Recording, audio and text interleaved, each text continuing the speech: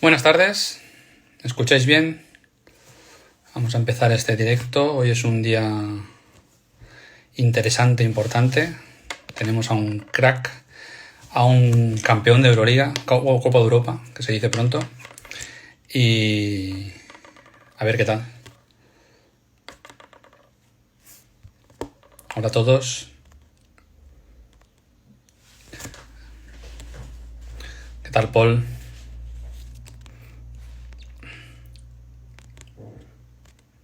A Jordi, pues esperando a ver si... Aquí está. Estupendo.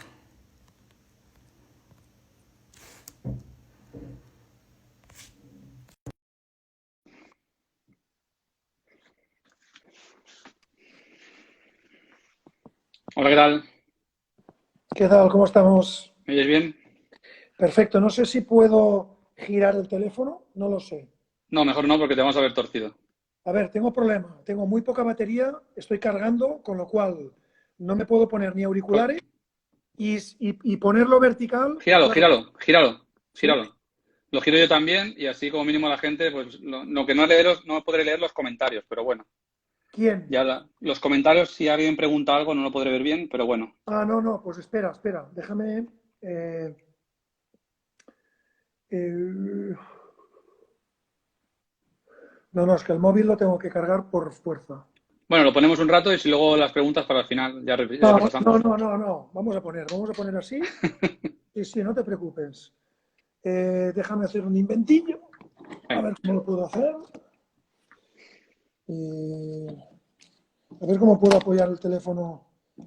con el ¿Estamos, cargador. estamos ya en live o no? Sí, sí, pero no pasa nada. Cosas de directo, si la gente nos ve. Perfecto, ningún problema. Ahí estamos. Naturalidad al máximo. Exacto.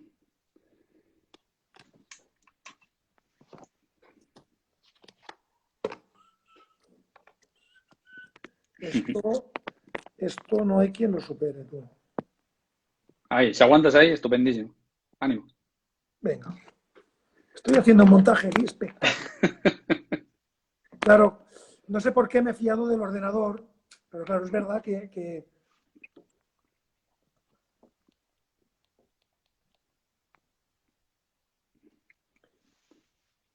Míralo, perfecto. ¿cómo me ves? Muy. Te veo perfecto. Muy bien, y te oigo estupendo. Muy bien. Muy bien, Tomás. Venga, A ver, primero de todo, muchas gracias. Decirte que es un honor que un campeón de Europa nos atienda. Te diré que llevo el día nervioso sabiendo que voy a hablar contigo, pero bueno, bueno, al nada, final las cosas salen como salen y es un placer hablar contigo, la verdad. bueno, al final lo importante siempre es, eh, por muchos logros que uno haya conseguido, me refiero en el mundo del deporte al menos, Hmm, al final lo que nos conecta de verdad, pues es esto, ¿no? El trato y exacto. poder compartir, porque en algunas ocasiones supongo que sí que sucede que, que preferimos no llegar a conocer a nuestros ídolos, aquellos a los que habíamos a lo mejor idealizado un poco. A veces, en no pocas ocasiones, sucede. Hmm, Así que yo, para dar la, para, para dar la bienvenida a todo el mundo, bueno, pienso que el objetivo primero que tengo hoy, siempre en este tipo de entrevistas, charlas, coloquios, es poder conseguir precisamente ese efecto, ¿no? Que nadie se arrepienta de hmm. haberme conocido un poco. Muy bien. A ver, para los que no te conozcan, que seguramente sea poca gente, pero bueno, como esto de Instagram es un mundo, tú ya eres un jugador retirado hace muchos años, pero bueno, Tomás Jofreta tiene un currículum extenso.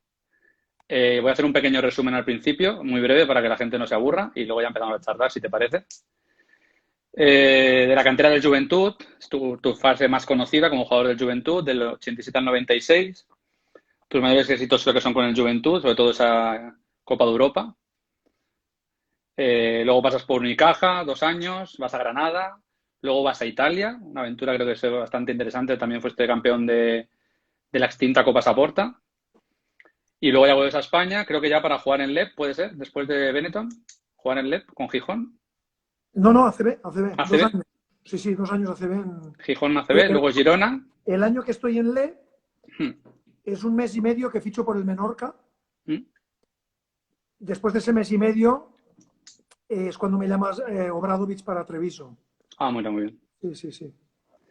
Luego una aventura en Grecia, en Panelinios, y luego acabas en Benfica, en Portugal. Correcto. Ahí está. En toda esta aventura de equipos que, bueno, la gente te recordará, la mayoría seguramente te recuerde.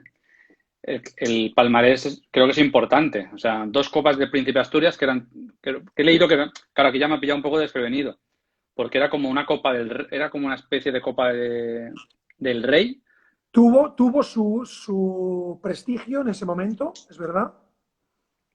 Y sí, es verdad que era una competición que, bueno, a ver, cuando estás metido en ese, perdón, en ese fregado, Sí, quieres ganar todo, ¿no? Y además, cada pequeña competición o cada partido amistoso es una manera de reivindicarte como equipo y de seguir manteniendo ese prestigio del que todo el mundo en el que todo el mundo te señala, ¿no? Pero sí que es verdad que la Príncipe de Asturias fue en un momento dado una competición que queríamos ganar, sí.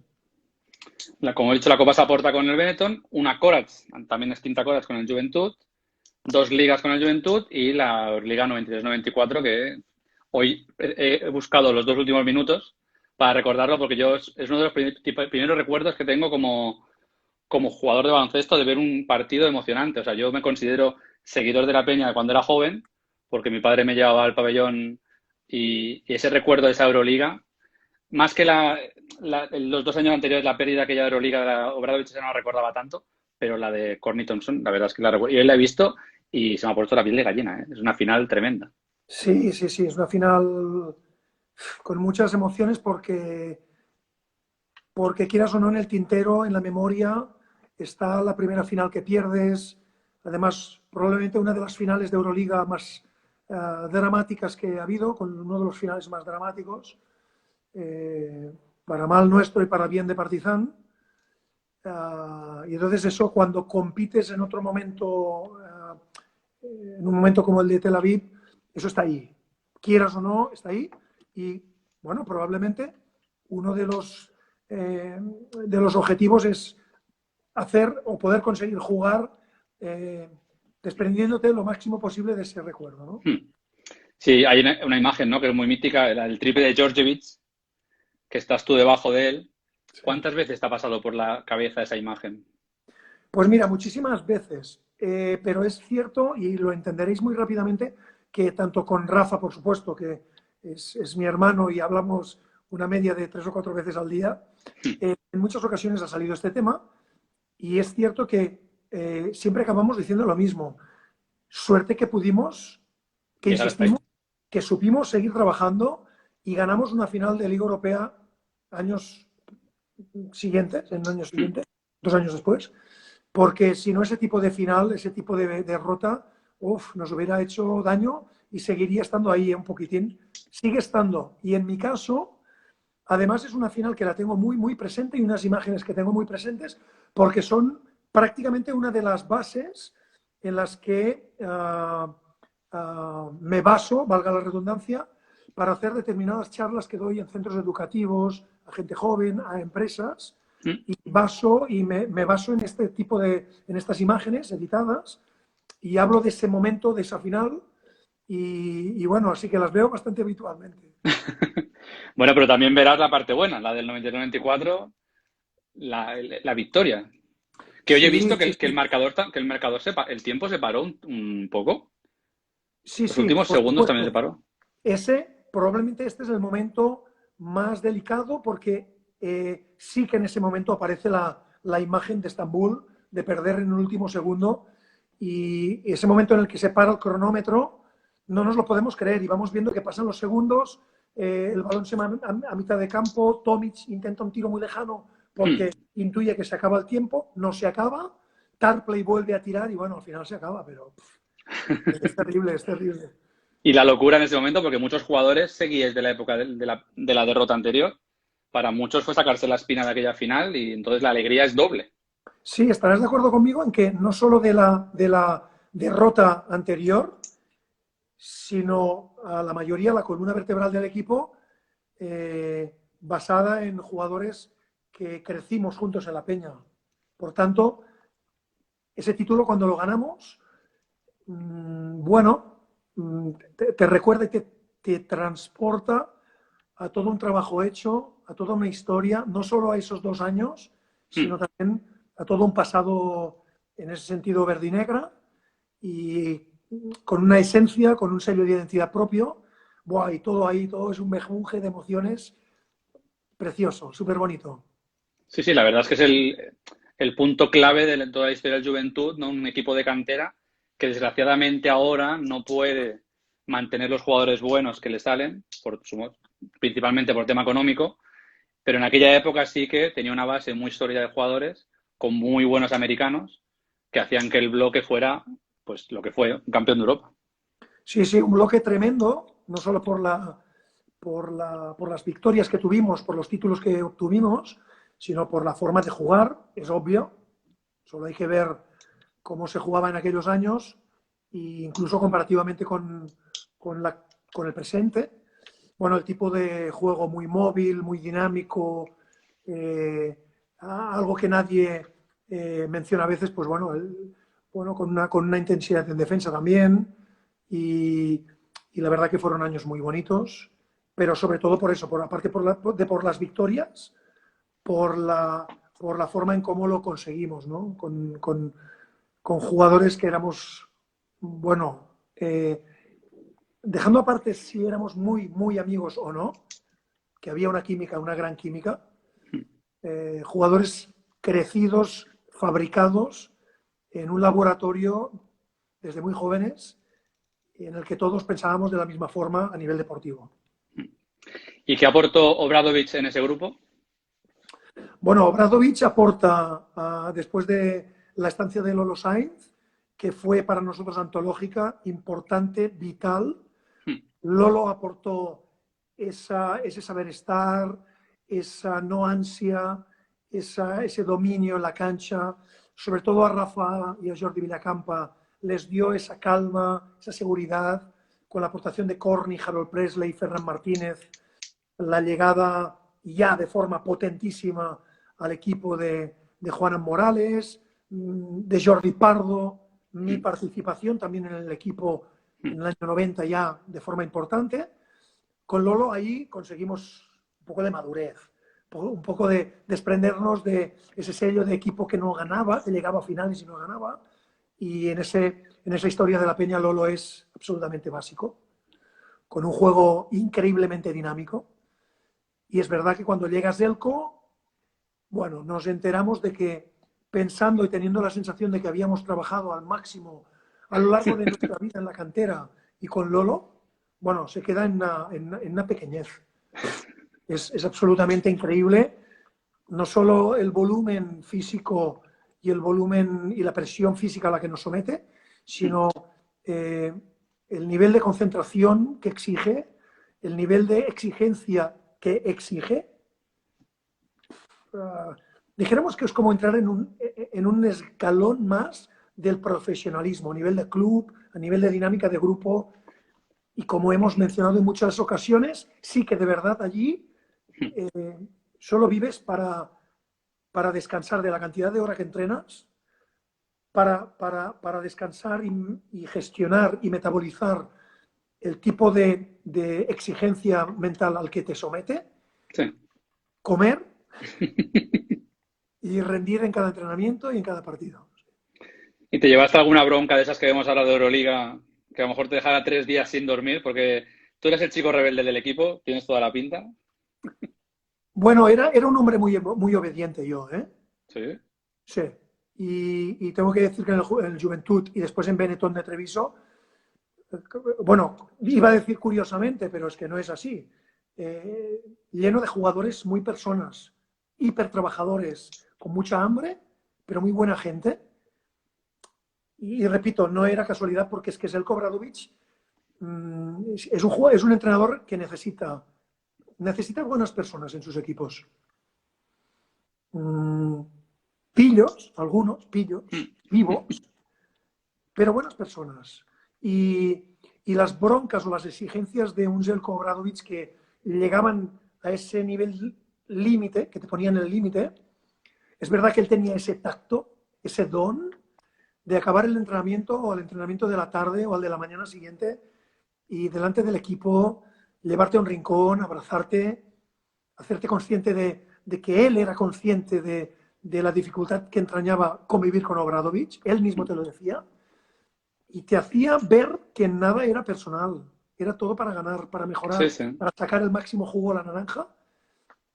Bah, fue espectacular, espectacular, aunque ahora me costaría un poco volver a esa dinámica del día a día. Sí, eso, referente a esto, tuvimos a Andrés Miso, que hizo una pretemporada 2 meses con él, y nos comentó eso, que en alguna bronca, él y Salva Arco fueron a completar el equipo una pretemporada, y se ve que en una bronca, pues eran jugadores de relleno.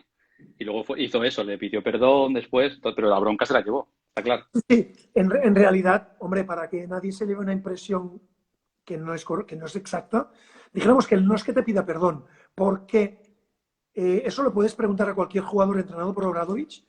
Ninguna apreciación y exigencia táctica, técnica, física o de concentración en la pista que te diga es equivocada y Sí, sí. normalmente jamás es injusta, jamás. Tiene una memoria fotográfica y entonces no es que pida perdón, te hace Bueno, conocedor te razona lo que... de que es consciente de la exigencia, de que vas bien, de que está contento contigo, de que, de que con la calidad que se supone que tienen los jugadores que juegan para Obradovic, solo desea concentración máxima, pero máxima, máxima. Y entonces, no es que te pida perdón, pero te hace conocedor de ello y entonces es una forma muy fácil de tenerte en el bolsillo, involucrado en el trabajo y consciente de que esa es la exigencia necesaria para poder llegar a pulir todos los defectos y como mínimo, no digo ganar, pero sí competir, ser competidor. Y ya, como decía al principio, la gente que a lo mejor no sepa cómo era Tomás Llofresa jugando. ¿Cómo te definirías en juego? Porque yo más o menos tengo la imagen de tu hermano y tú, que tu hermano era más el base que mandaba y tú eras más el revulsivo, ¿no? El echarle chispa, el nervio del equipo. ¿Cómo te definirías? Bueno, dejando aparte que tenía un tipo de físico capaz de ser explosivo, capaz de ser muy rápido, um, por mi forma de ser en el juego, quizás una de mis cualidades es que llevaba esa naturalidad y espontaneidad que tiene mi forma de ser personal fuera de la pista, ¿Sí?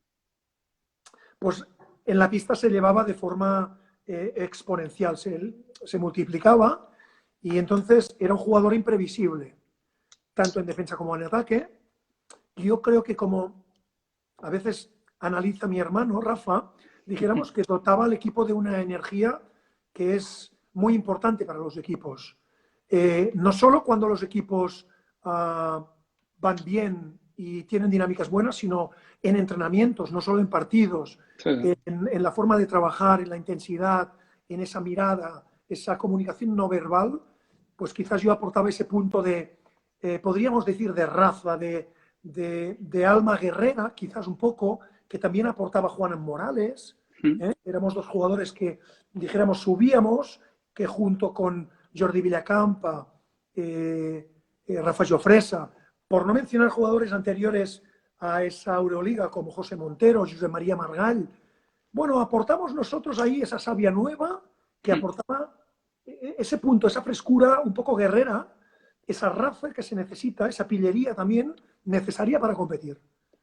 Y bueno, era un buen tándem, era una buena combinación, porque Rafa era un jugador más esperable en su rendimiento, más sólido, consolidado siempre, con unos parámetros estadísticos siempre muy fiables, que claro, eso era un lujo para los entrenadores, pero también cuando las cosas iban mal dadas o cuando había que cambiar un poco el ritmo del partido, pues bueno, supongo que iba muy bien que saliera esa figura, ese jugador con un rol un poco más fresco, ¿no?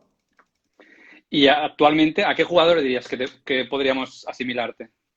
Para quien no te he visto jugar, a un jugador así ACB que digas tú, a este base me parece... Bueno, cuando lo ves jugar dices, mira, Bueno, a de ver, ese estilo. salvando las distancias y con total admiración hacia él, porque no le llego ni a la suela del zapato, hombre, diría que cuando emergió después de estar en Manresa llega al Madrid Sergio Llull, Mm. como buen menorquín, ya sabéis que vivo en Menorca yo, aunque no soy nacido aquí, pero soy de aquí. Me ha acogido mucho. Eres adoptado de Menorca ya. Sí, cuando emergió Sergi, ¡buah! Me surgieron muchas emociones porque veía cosas que se parecían, ¿no? Esas aceleraciones, esas aparentemente no selecciones de tiro, pero que entraban, y esa capacidad para dotar de una energía bestial al equipo. Últimamente, bueno, hay un jugador que me emociona mucho, que es Artur Zagars, Juventud de Badalona, producto cantera, producto ADN Peña, y buah, es un jugador también que me pone mucho las pilas. También tiene gestos, tiene ese no sé qué, que me recuerda bastante también. Muy bien. También, bueno, en las Final Fours del 92-94 en el quinteto ideal, que no es moco de pavo. Y en Son las grandes dos premios. Final Four, lo que pasa que, bueno, obviamente, ni en la de Tel Aviv que ganamos, ni en la de Estambul, dijéramos que es un tipo de título, que ese trofeo que lo guardo en casa con cariño, pero nada como lo que consigues realmente como equipo es lo que da valor, ¿no? Porque realmente en estos últimos tiempos, que parece que a medida que nos vamos distanciando más en años de aquella época, de aquella etapa, parece que la opinión pública y la masa social y la afición al baloncesto y afición del Juventud de Badalona parece que más nos miran, ¿no?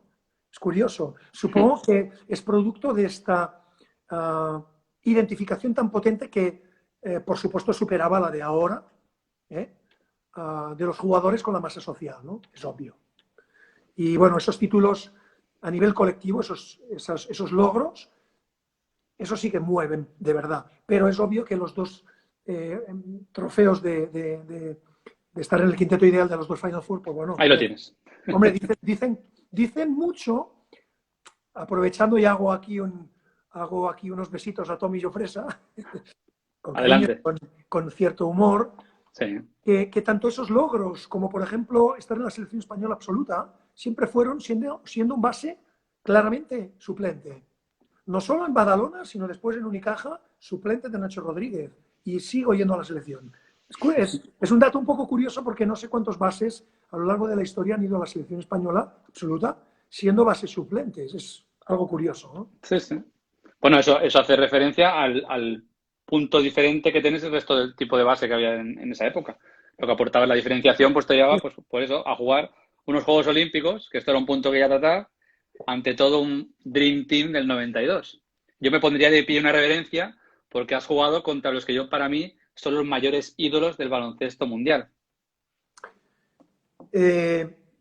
La verdad que lo del Dream Team no tiene nombre, ¿no? El otro día veía en un pequeño tramo de un informe Robinson, ¿Mm? creo que era Segurola, hablaba de ellos como unos marcianos, ¿no?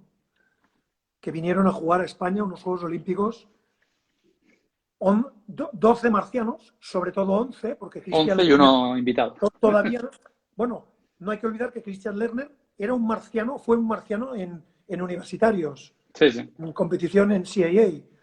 Pero es verdad que los otros 11 son, bueno, ¿a cuál mejor? Un sueño total. Un sueño total. ¿A quién te tocó defender? Es que yo ni recuerdo. Volaban. Yo creo que entre Stockton, debería haber ese partido, pero estuve en algún momento entre Stockton y Pippen, creo.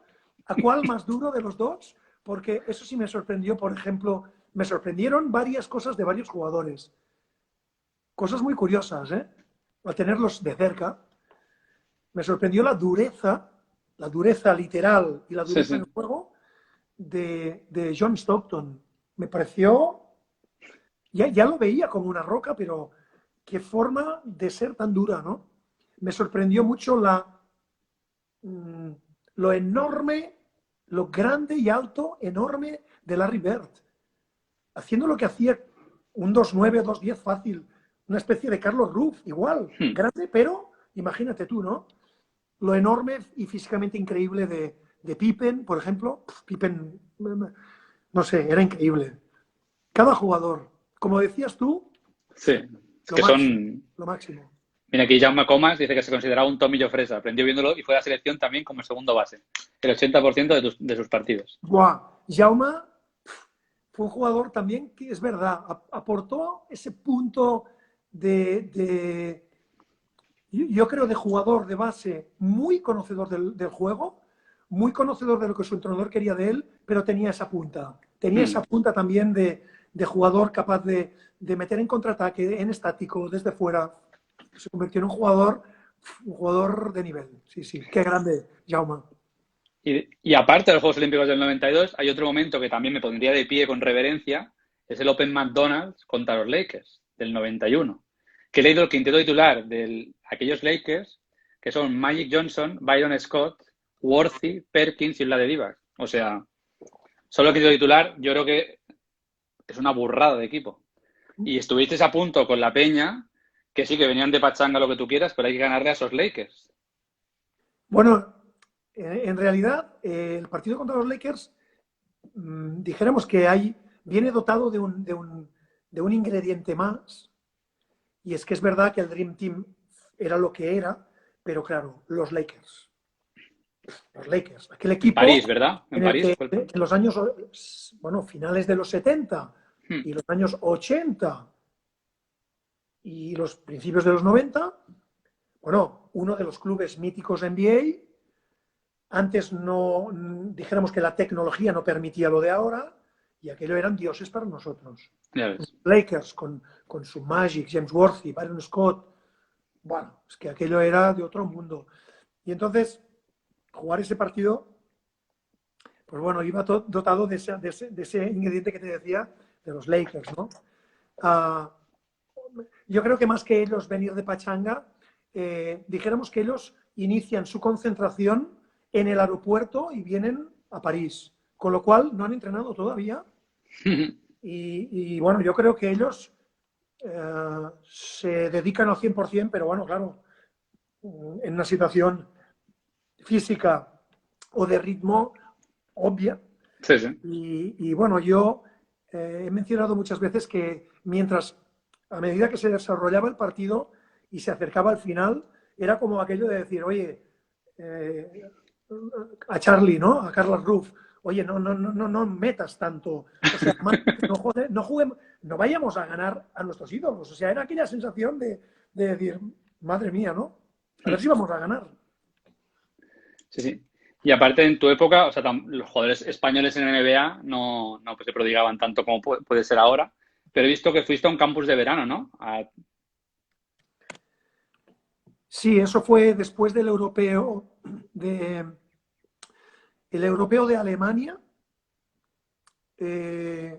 A la vuelta tengo una invitación para ir al campus de Atlanta Hawks y estamos una semana entrenando en Atlanta y 4 días creo que fueron en la Liga de Verano de Orlando, jugando contra Miami y contra Orlando, un triangular. Y bueno, fue una experiencia increíble. Coincidí en el equipo con jugadores que después vinieron a Europa a jugar, como Adam Keefe, que jugó en Utah Jazz y jugó después en Girona y Estudiantes, Steve Bardo, que vino a jugar a Badalona, Greg Foster creo que jugó en Breogán de Lugo. Había algunos jugadores. Tuvo la oportunidad de charlar un rato varias veces con Alexander Volkov, que jugaba en Atlanta Hawks. Nos conocíamos de habernos enfrentado. Fue una semana preciosa. He entrenado bueno, estuvo ahí pues Lenny Wilkens. Fue una experiencia maravillosa. Me lo pasé muy bien. Estuve en mi hábitat, campo abierto. Me decían en muchas ocasiones, no te frenes, push, me acuerdo siempre. Yo no estaba acostumbrado a esto, estaba más acostumbrado al para. Y fueron 10 días preciosos, increíbles. ¿Y alguna opción de jugar en NBA? No, ¿no? opción de propuesta real de quedarme allí, seguir entrenando en los entrenamientos de verano, pero obviamente tenía que volver y a la vuelta tenía una reunión con el Joventut de Badalona y la carta de presentación del Joventut de Badalona en esa mesa de negociación, bueno, pues evidentemente era Željko Obradović, un equipo, Era más atractiva. sí, un equipo potente, ya con Mike Smith en su pleno esplendor y ya efectivo nacional. Bueno, ya, entonces, pues bueno, ya se mezclan muchos factores que me hicieron, por supuesto, no pensar en nada más, pero que no, que nadie se piense, porque si hubiera tenido una oferta en firme NBA, bueno, yo creo que me tiro de cabeza, seguro, seguro. No, no la tuve, no la tuve, no la tuve. Y de tu época, jugadores que tú pienses que, sobre todo nacionales, yo creo que a nivel nacional, algún jugador que pienses que en aquella época podía haber jugado en NBA. Por ejemplo, yo creo que Villacampa, si se hubiera propuesto por físico y por forma de jugar, Bueno, bueno, carrerita como un hombre de rotación. no, no, es que en realidad Jordi Villacampa no jugó en NBA, no, no, no porque él no se lo propusiera, sino por la misma razón en la que muchos jugadores de la generación de Jordi, y no pocos, tantos como ahora, hubieran jugado en NBA si la mirada de la NBA y de la cultura americana fuera la misma que hay ahora. Ahora, correcto. Por supuesto, Jordi Villacampa, bueno, es el primero que se me aparece en la mente como jugador indiscutiblemente NBA. Sí. Por su forma de jugar y encima un jugador con una plasticidad y una belleza y una potencia fuera de lo común. Sí. Bueno, potencia también la tuya, que he visto que participaste en el concurso de mates del 91. Hay que Sí, tener piernas, ¿eh? sí, sí, sí. Tenía piernas. Fue muy divertido. Eh, Fíjate la mentalidad o cómo veía yo las cosas en ese momento. Bueno, no puede ser de otra forma, ¿no? Que hay un mate, creo que es el segundo, que lo cambio porque fallo el primero y entonces prefiero asegurar pensando que voy a pasar de ronda. Entonces, a la siguiente ronda ya haré esos 2 o 3 mates que tenía como pensados, un poco más espectaculares, pero claro, con los 2 mates que hice, no. Bueno, yo creo que el jurado fue muy ecuánime y estuvo muy bien. No pasé de ronda, pero me lo pasé pipa, me lo pasé muy bien. Muy bien. Hemos hablado que has tenido Obradović a Lolo de entrenador. ¿Algún otro que te haya marcado también mucho, que no sea tan conocido? Uh, Fíjate, a mí el entrenador que, dijéramos, fortificó esas raíces que cada jugador ya de por sí trae, fue Miquel Nolis, ¿Mm? entrenador del Joventut de Badalona, categorías inferiores, juvenil sobre todo, entrenador de la selección juvenil nacional y en algunos momentos puntuales, entrenador del Joventut de Badalona, el primer equipo. Fue para mí el entrenador total, el profesor y el educador. Y el entrenador por el cual descubrí, o supe de verdad, que la clave es la repetición, hasta morirte. Y él era un hombre que no solo a mí, con Juana Morales, con Carla Ruf, con mi hermano Rafa, con otros jugadores de diferentes generaciones, Raúl López, en fin, Ricky Rubio, con el que he trabajado también posteriormente, es un entrenador total al que yo debo todo y que en aquellos momentos era probablemente el mejor entrenador del mundo que yo podría tener. Después, un entrenador duro, muy exigente y que quizás nos preparó sin saberlo para tener un entrenador del tipo de Željko Obradović, como fue Pedro Martínez, 3 años en categoría junior, 3 campeonatos de España juniors conseguidos. Fue un entrenador total, porque además cada año queda demostrado, bueno, su capacidad para hacer jugar bien a los equipos. Es una pasada, de una forma sólida. Es un entrenador muy exigente, como debe ser. No es fácil convivir con este tipo de entrenadores. La vida no es sencilla, pero es que tiene que ser así. Tiene que ser así. y Lolo Sainz. Yo creo que estos son los entrenadores que, hombre, que han marcado y son más el sello de identidad como jugador de Tomàs Jofresa. ¿Y después de tantos años sigues vinculando al mundo del baloncesto? ¿Sigues trabajando en el mundo del baloncesto? Sí, estoy acompañando a un grupo de preminis mixto aquí en Ferrerías, en la localidad donde vivo, en Menorca. También estoy con el grupo de infantiles femenino. Y bueno, disfruto como nadie, me lo paso muy bien, estoy en pleno proceso de aprendizaje, creo que es lo que me toca, lo que me gusta y lo que quiero, es desde abajo totalmente, porque necesito recordar qué es lo que se vive abajo. Yo lo viví, pero ya me queda muy lejos, con lo cual, por muy jugador de baloncesto que yo fuera, pues bueno, eso no significa que sea un buen...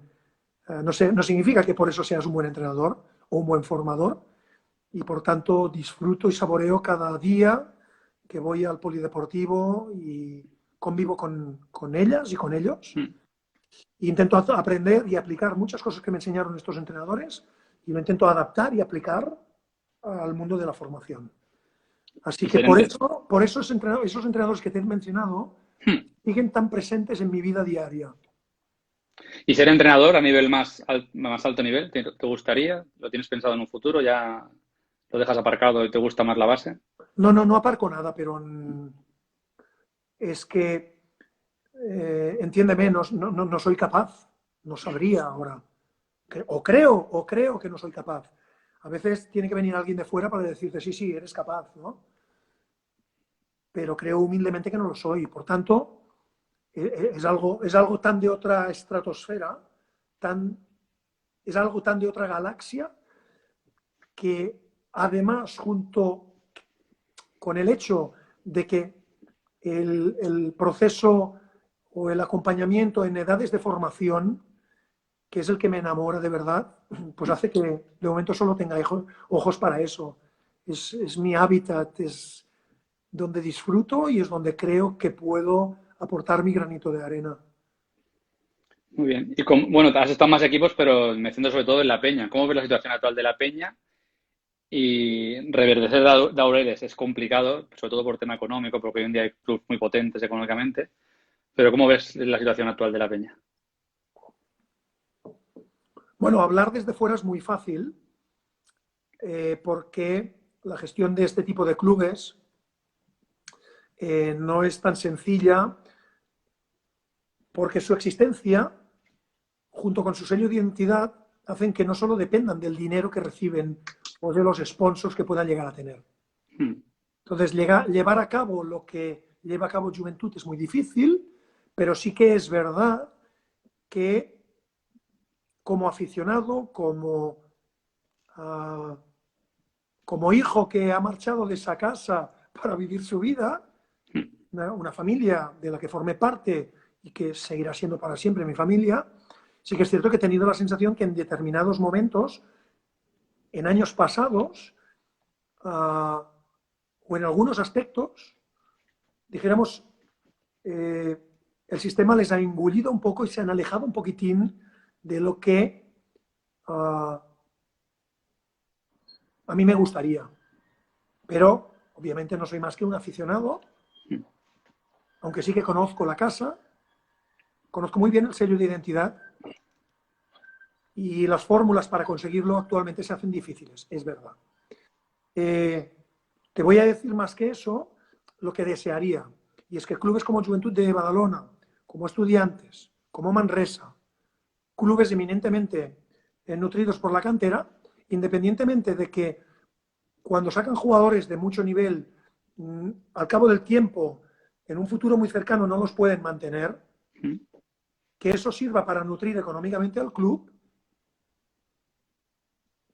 y que siga habiendo esa capacidad, no solo para que debuten los jugadores, sino para que se afiancen en la cantera, en el primer equipo. Porque es obvio que los jugadores importantísimos o bastante buenos, es muy difícil mantenerlos, pero hay que seguir buscando fórmulas para los jugadores buenos, muy buenos, que quizás no pasan a ser estrellas en NBA, se puedan seguir manteniéndose en la peña por mucho tiempo, ¿no? Ese es el objetivo y que, dijéramos, suceda lo menos posible temporadas en las que el 80% del equipo cambia, en las que el del grosso del equipo, pues de los 12 o 13, pues 8, 9 o 10 sean jugadores o extranjeros o jugadores que tienen una estancia de 1 o 2 años, ¿no? Repito, hago esta valoración sabiendo que es complicado en el sistema y estructura de ligas que tenemos ahora, ¿no? Sí, sí, es muy difícil. La verdad es que yo soy de la misma opinión. Un equipo como la Peña debe tener 8 o 9 jugadores de sentimiento de Peña y luego, pues como vuestra época, al final era lo que tú has dicho, un bloque de amigos de 7 u 8 completados con grandes jugadores que aportaban un poco de diferencia. Sí. Eh, Voy a ver algún comentario porque veo algunos. sí, sí. Voy siguiendo, si tengo una pregunta. Aquí dice Elena que tiene una pregunta para ti. ¿Pots dormir per Mira, les no, nits? Camil, ¿sí? Sílvia, si pots dormir per les nits. Si puedes dormir por las Perdón, noches, te preguntan. ¿sí? Si puedes dormir por las noches. ¿Por qué? No sé, pone aquí Camil, Silvia, que no sé quién es. ¿Puedes dormir por las nits? A lo mejor te conoce o es vecina y hace mucho ruido. Bueno, Camil jugó en la Peña, ¿eh? Sí, sí. Un gran jugador de baloncesto, estuve en la Peña, pero si puedo dormir por las noches, pues no sé el por qué, pero Ya, sí, ya. duermo de maravilla. Duermo de maravilla. Fíjate, no, me llamaba la atención que eh, Sandra dice, menciona nunca digas nunca, ¿no? Supongo cuando me preguntabas si pensaban en alguna vez entrenar, dijéramos, Sí. en el mundo profesional, ¿no? Y me reafirmo en que obviamente no digo nunca, ni me quito, dijéramos, algo o una posibilidad de delante en mi vida, Sí, jamás, sí. en ningún aspecto de mi vida.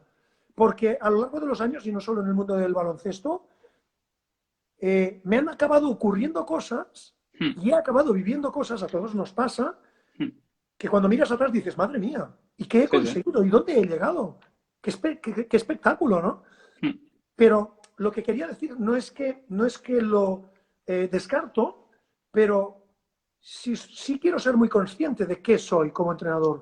Fui como jugador, pero no puedo vivir de rentas.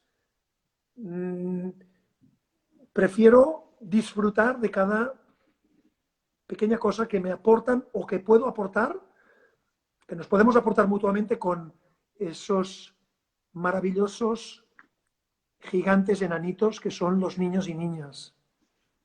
Sí, sí. Mira, aquí nos dicen que eligiendo cualquier jugador actual, ¿crees que Estados Unidos 2020 ganaría a Estados Unidos 92? Bueno, tengo que decirte que sí. ¿Sí? ¿Tú crees que sí? O ¿Que sea, ganarían? los del Dream Team, dices. Actual, los del 2020 a los del 92. A ver, O sea, mira, LeBron y compañía ganarían a Jordan y compañía. aprovecho para hacer una incursión publicitaria, Sí. porque lo digo de los últimos años. Y perdonad que lo mencione tanto, pero con Rafa, que hablamos tantísimo de muchos aspectos de la vida, pero también mucho de baloncesto, muchísimo. Somos de los defensores a ultranza de que no podemos comparar, Ya. porque hay que contextualizar. Y entonces es muy difícil contextualizar en dos estilos de baloncesto diferentes y no sabiendo exactamente cómo se comportarían esos jugadores. Sí es cierto que en plenitud física y de salud y técnica y táctica y de mentalidad de aquellos jugadores ahora es que se me antoja un poco difícil. Ahora, tampoco soy de los que dice que no, sí, es que los ganarían de paliza. No, no, no. Los jugadores Es actuales, otra época. los jugadores Que... actuales son muy buenos. Igual que eran jugadores increíbles, Nino Buscató, Alfonso Martínez, Luis Cortés, Oleart, eran jugadores de otra galaxia en aquel momento. Sí, sí. ¿Qué harían si jugaran contra nosotros en aquella época? Bueno, contextualizado, Pues no lo sabemos. Ya, Pero 20 o 24 jugadores increíbles, eso seguro. sí, sí. Yo siempre, cuando hablan de estos temas, me acuerdo de la época de Joan Creus, que tú lo veías como una persona, no mayor, con todo respeto, porque jugaba hasta los 40, pero realmente al final en la pista era una bestia, comparado con los que se enfrentaba.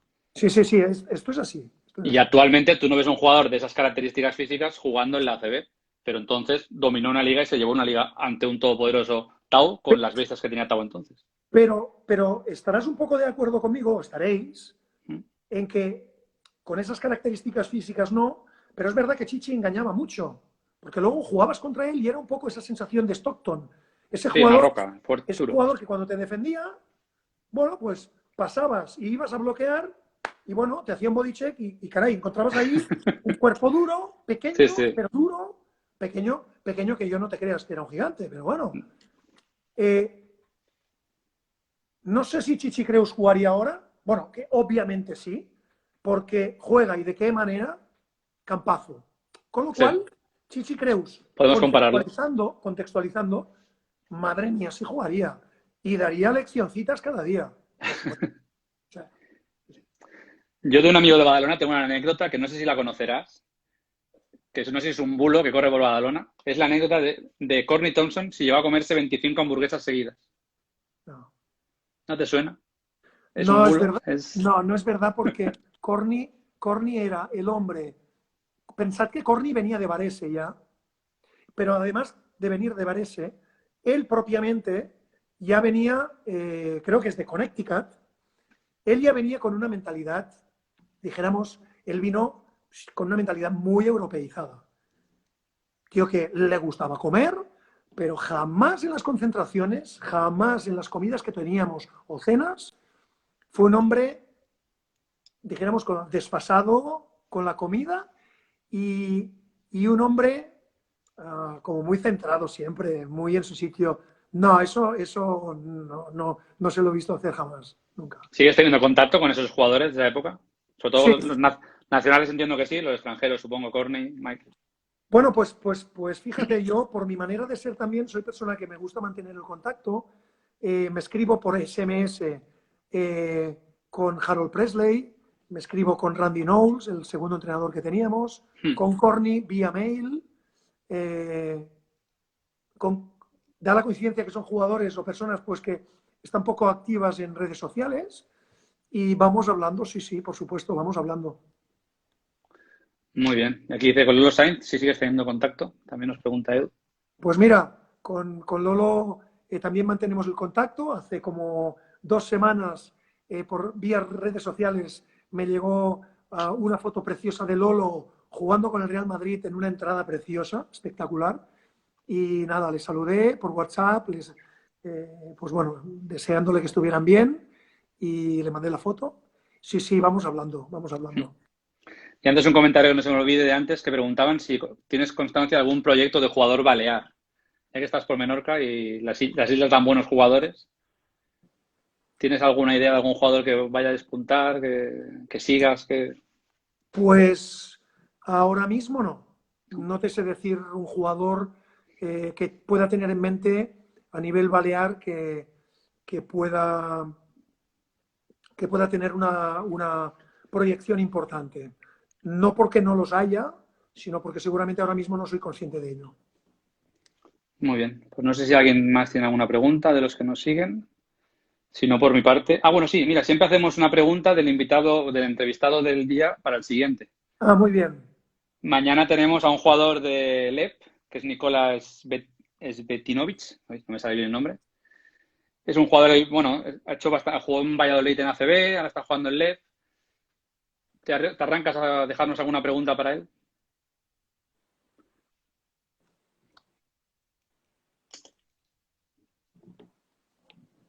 Ah, hombre, vaya compromiso. He visto que tiene 31 años, no sé si alguna pista, mucha carrera de LEP y parte en ACB con Valladolid. Es lo que más o menos he investigado de él.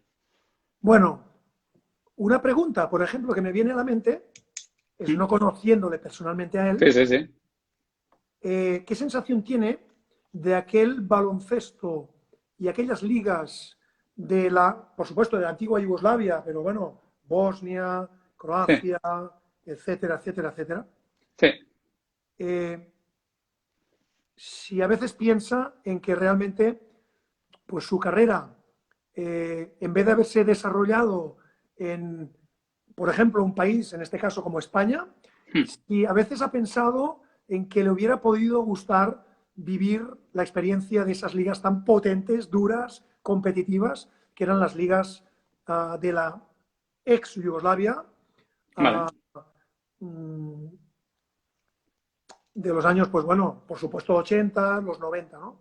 vale, pues le dejamos. Sin meterme en una valoración de la situación política que, dijéramos, llevó a la independencia de varios de esos países. ¿Eh? Sí, sí. Me refiero a la sensación de poder competir en una liga con pabellones absolutamente a petar Hmm. en tu país, como nosotros pudimos vivir. Muy bien, vale. Pues tomo nota y se lo preguntaremos. Y aquí nos dicen, si con 20 años hubieras estado en otro equipo, ¿crees que con 20, 25 o 30 minutos por encuentro tu carrera hubiera sido otra? Bueno, soy poco propenso a hacer razonamientos o argumentos basados en las hipótesis. Hmm. Pero,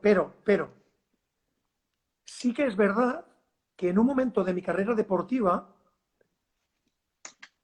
sobre todo después no sé, ya cuando llevaba 5 o 6 años en el Badalona, viendo un rol muy importante que tenía, que en muy poquitos minutos, hombre, a veces no ocurría como todo jugador, Hmm. pero solía tener un impacto muy potente en la pista, sí que, bueno, quise optar por, por, por ser un jugador referencia de verdad en el quinteto inicial en un equipo, ¿no?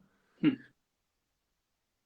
Es verdad que hubiera pasado si cuando subo al primer equipo, pues Rafa no es mi hermano, porque ahí hay unas jerarquías que quieras o no, también se respiran. Hmm. No solo eso, sino que me encuentro con un Rafa, que es mi hermano mayor, pero que además es un jugador que no se lesiona nunca, jugador durísimo, jugador que siempre da un rendimiento, que anota mucho, es un jugador súper valorado. Claro, me encuentro un jugador de mucho nivel, pero también es verdad que qué hubiera ocurrido si el Juventud de Badalona renueva a José Montero. No.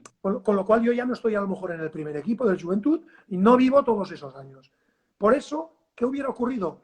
Pues no lo sabemos. Pero es verdad que un jugador, cuantos más minutos sabe demostrar que puede tener en pista y juega, Sí, sí. hombre, más dominio pilla, más confianza, más tranquilidad, menos ansia por en 6 o 7 minutos reventar el mundo, porque eso es una Hmm. presión muy grande también. Sí, sí, sí. Bueno, pero también os digo una cosa. Eh, los momentos de mi etapa deportiva en los que más me dejé llevar por estudiar e investigar la mejor manera de ser un buen base para el equipo, pero también focalizando en jugar un juego lo más espontáneo posible, fue cuando mejor jugué. Hmm. Con lo cual, es probable que ese tipo de rol pues sea un rol siempre destinado a ser pues, el sexto o séptimo jugador del equipo. Pues a lo mejor mi carrera deportiva hubiera perdurado en el nivel muy alto más años, que es el único pero o la única cosita que tengo aquí, no haber perdurado más en los años en ese nivel, Hmm. siendo un jugador aceptando totalmente ese rol y divirtiéndome con ese rol. Pero bueno, en mi ansia por mejorar, mi obsesión por mejorar, me llevó a querer ser jugador titular, y como el mensaje que me llegaba siempre por parte de entrenadores, de la opinión pública, un poco esa atmósfera que se respiraba, era de para un poco, no falles tantos pases, Hmm. no te aceleres tanto. Dijéramos que mi juego, cuando me voy a Málaga, sigo yendo a la selección, pero mi juego cambia un poco ya. Y cuando quiero darme cuenta, cuando me doy cuenta de eso, es como un poco tarde ya. Ya he Yeah. perdido un poco esa espontaneidad, esa chispa. Me hice mejor base, conceptualmente hablando, pero creo que menos potente, menos cosas potentes pude aportar al equipo. Muy bien, pues por mi parte ya estaría. Muchas gracias por atendernos. Muchas gracias a ti. Y en el proyecto que tengas para aquí en adelante, que si sea entrenador de niños o vayas subiendo de nivel, si al final te pica el gusanillo, pues ya te iremos siguiendo.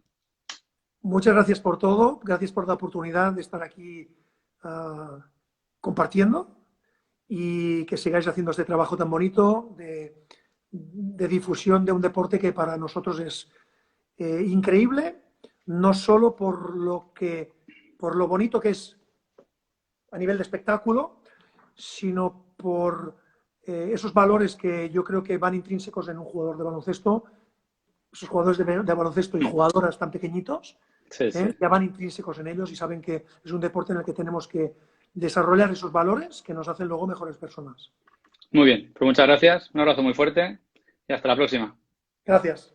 Chao.